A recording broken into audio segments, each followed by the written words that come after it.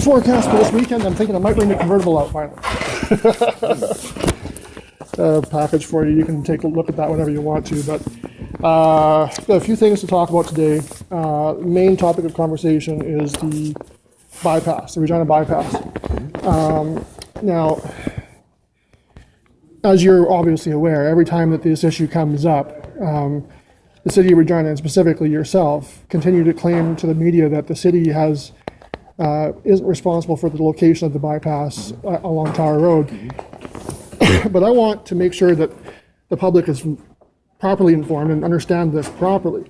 Now, if you take a look at what we got here, this is excerpts from various studies that are available on the bypass website. And it talks specifically about, in 1996, how the bypass at the east terminal at Tower Road would be heavily used by city traffic, and that was why the province at the time said, no, we're not doing it at Tower Road because we want it to actually be a bypass. 2001 rolls around, the city of Regina study, you guys actually implemented the study, you were on council at the time, that recommended that Tower Road was the preferred east location, and ironically the justification was exactly that, so that it can be used by Regina residents. Now, and then in 2004, I think was when the province finally adopted it. And because of, but if you look at page 2 there, page 2 and page 3, you'll see there, that is the public consultation process that happened. And you'll see that it's quite obvious that the city of Regina was the only party that favored Tower Road. If you look on here, especially like we're talking A or B, which is both on here, they're Tower Road, and then C or D are Gravel Pit Road. And so everybody else, including the public open house, the Arm Redenwald, Arm of Sherwood, and no, don't have it on here, but I know that they've expressed their interest on that. But everybody else has been talking about alternatives. So with that being said, as you can see, plain as day, and I'm sure that you're very well aware, as you were on council at the time, the city of Regina had a very heavy influence on Tower Road being chosen. Would you not agree? Well, firstly, the comment I would make on this is these are, I'm not familiar with any of these documents, and they're cherry-picked from other reports. So they're pages that not necessarily are one document, they're several documents. So that part, I would just note that you're cherry-picking here too. Okay, but would you? But I will say this. This project has been on the books for both the previous government and this government about location of bypass, and there's Gravel Pit Road, there's Tower Road, there's a bunch of other different places. So we just said we wanted the road closer to the city, and I don't see any problem with that. But the actual location of it. Like you're talking about the actual physical location now, the 400 meters to the east. It's determined by the province, not by us. And it's not our project. We didn't fund the project. Right. They asked us, so I'm not going to debate with you. Okay. That's all I'm going to say. I'm not going to repeat myself again. I stand by what I said. It's just the way it is. So you're saying then that the city? No, I'm telling you what I told you. What I said in the media, I'm not going to repeat it. So you're not telling the truth about this because this is straight from the reports. I'm not. The city influenced the decision being back in that time. You were on council at the time, and it's clear as day right there in the studies. If you're calling me a liar, the conversation is done right now. Why? Because I don't like to be called a liar, because I'm not lying, and I'm not going to defend myself to you.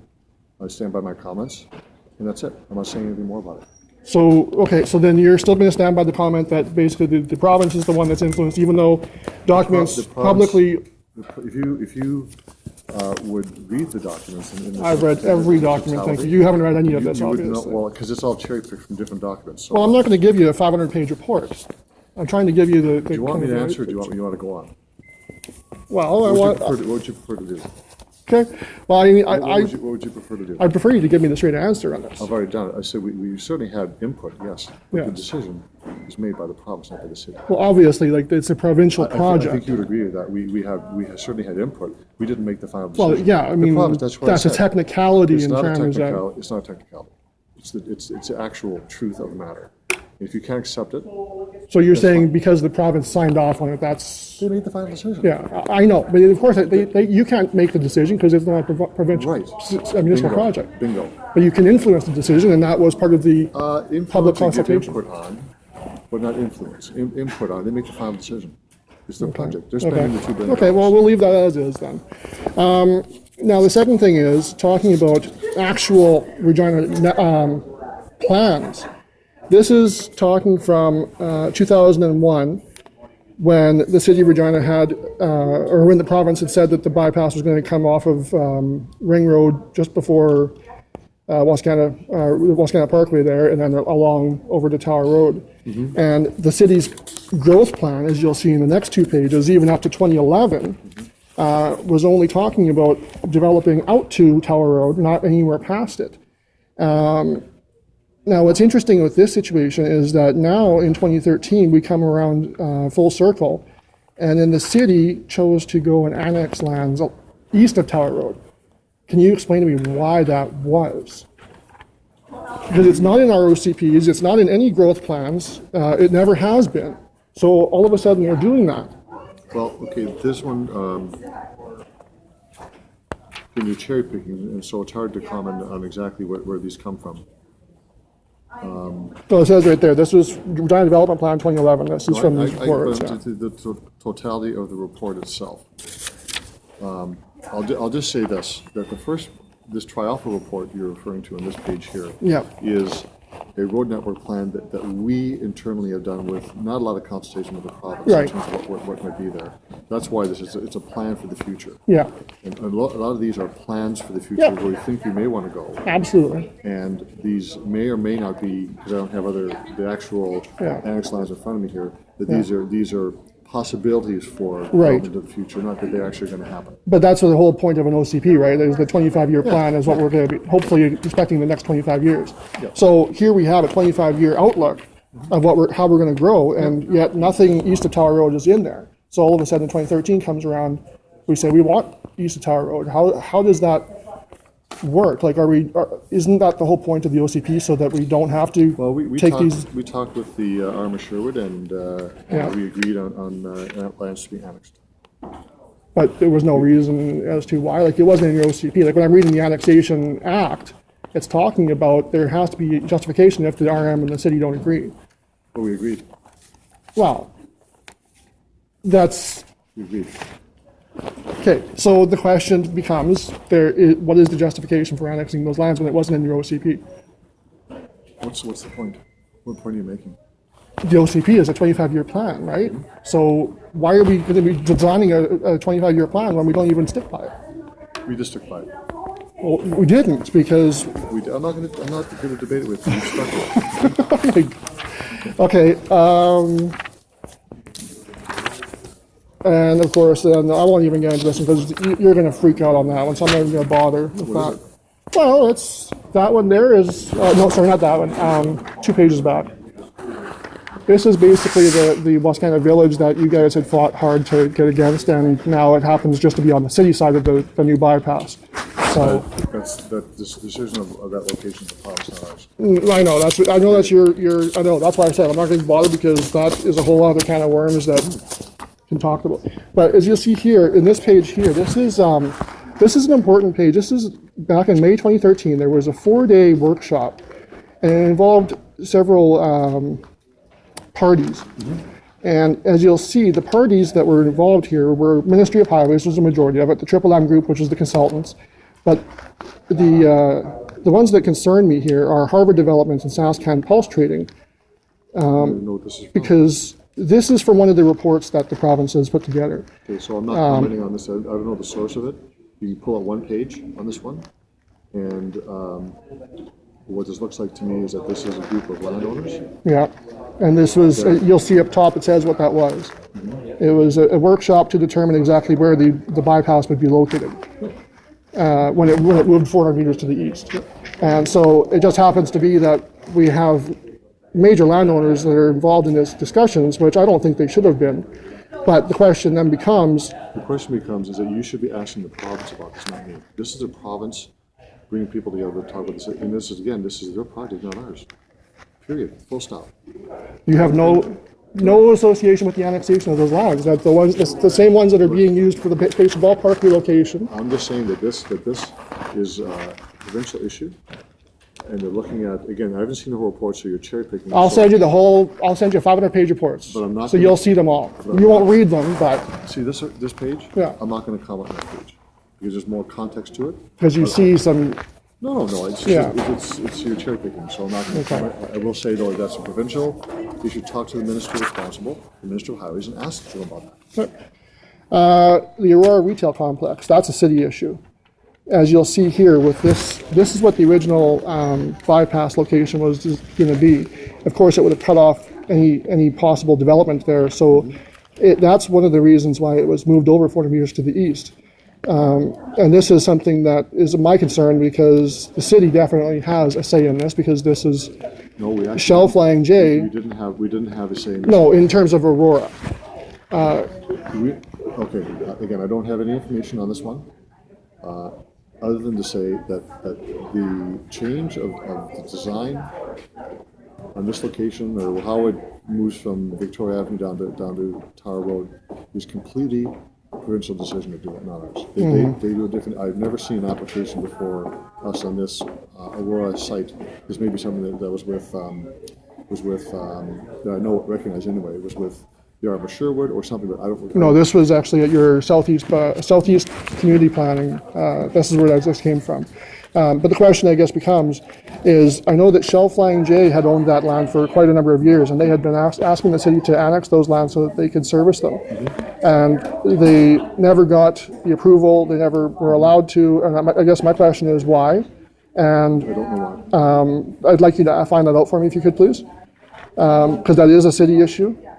The city chose to not annex those lands and service them for the Shelf Lang J. But when Aurora, which is Harvard and Forester Projects, bought those lands within a 12-month period, the city then annexed those lands and now is allowing them to develop this area. Again, So it this concerns me. This is also, just keep in mind, the only comment I make on that one is that the Arbor Sherwood agreed with our annexation as well. There's no argument about that. No, but this isn't about the Arbor Sherwood. This is the Shelf Lang J that wanted the city to annex the lands. They wanted us to annex the land in the city. Yes. And I'm telling you that where we annex land, that land, other lands, the Arbor Sherwood agree with us. That's all I'll say. But when Shelf Lang J wanted the lands annexed, you guys They moved away from refused. the project. As far as I know, they didn't want to develop. Well, because you guys refused to let them annex into the city.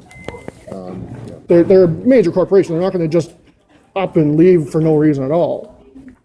So it concerns me when I see a situation like that. We have a multinational corporation that's coming into the city, has the potential to do some really good commercial traffic for us, and we push them away because they, I don't know if we push them Can't away. get- I wouldn't can't get say, I annexed. wouldn't use the term, I wouldn't. well, they're not building there. Until I, no, that's, see, you're making suppositions again. It's a fact. It's not a fact. They may have walked away as opposed to being pushed out. Pushed out is a pejorative term. You don't know that for certain unless you talk to everyone directly. And until I look at it further. And if I have all of that written down, you still wouldn't listen to it, right? Because it's straight from the source. You talk to that company and Yes. you were pushed away? Yes. It's the first I've heard of it. Well, I'm not going to tell you what my dealings are. I'm just going to tell you that I'm not going to comment until I have more information on my side too. Okay, so I'll give you the reports and you can take some time to comment. And we're still waiting on responses from the last times we met. And you still haven't got back to me. Where's the status on those situations? I'm still looking into them. Yeah? And we'll wait till October 26th to hear back from it? Is that what we're planning on, or? I'll get back to you when I can. Okay, October 26th it is. And then the final situation here, this is a really concerning situation here, and I'm curious to know what's happening here. This is a proposed development from Sherwood Multi-Tech Estates, and it was actually, interestingly enough, it was for the West Terra development. And you'll see on the map on the front there, that's exactly where they were planning to build, where the West Terra is now being built. The parts that concern me with this situation is that it is very well documented here. This isn't cherry picking. You'll have everything you need to know here. In terms of they had done a lot of work to address the city's concerns, to try and get things amended, to do a whole bunch of things. And here it turns out in 2010, we're talking about 188 acres, hectares of land that It says there is no legitimate city planning concern which, city unnecessarily denied the benefits of development, and the duration of the freeze is unknown, but has been estimated at approximately 25 years. So that's on 2, right down there. So it says it's clear as day. This is a situation where we have a developer just happens to be coming out of Calgary, and they wanted to develop that West area as light industrial, which is what it was always intended for and zoned as. And this is a situation that I'm talking about in terms of a mirror of the Shelf Line J situation, because here we have, it's documented, City of Regina outright refused them to allow development there, told them that they wouldn't be able to develop probably for at least 25 years. So in 2012, 2013, they gave up and they ended up selling to Harvard Developments and Forrester Projects, who then now turned West Terra for some reason into a residential area, even though that area was never meant to be residential in any plans I've ever found from the city or from the RM. So the question becomes, why were these guys given kind of the cold shoulder in the whole situation, whereas Harvard then was given clear sailing? I'll check it out. You can look at that for me, because I mean this is probably one of the most pressing issues right here, and I think you'll agree with me that this is not a cherry-picked item. This is, you have the full document there, so you can take a look at that. I'm not sure it's a full document, Chad. Well, I'll send it to you. You'll see it, and you'll have this information from your. Well, I know I'll have the information here. But It's all talked about. I'm just telling you that I don't know if this is the entire document until I look at that. Correct. I'm not going to comment on it. I'm going to say I'll look at it and I'll get back to you. So what do you feel about that, though, in terms of? I have no comment because I want to read it first. Okay. Since you're recording me, everything I say, you're gonna otherwise twist it around, change it around. So I'll say I'm gonna. Can't twist anything around if it's placed out in the real world, out in unedited. So I'm not like that. I'm not going to argue with you. I'll check it out. And get So okay, so this one, can I have a response on this one? This is, I'll give this to you today. I'll email it to you today, and I'll give it to you till next Friday to get back to me on that one. I'm not leaving open-ended deadlines with you anymore. I'm not sure. I'm tired of not getting responses from you. You may not get an answer by Friday. But Well, I'll give it to you, and then I'll go out to the public with the information if you don't give it to me. You've already done on your. Thank you for following me so closely. Facebook, so. Thank you for following me so closely. I appreciate it, sir. Have a good day. You too.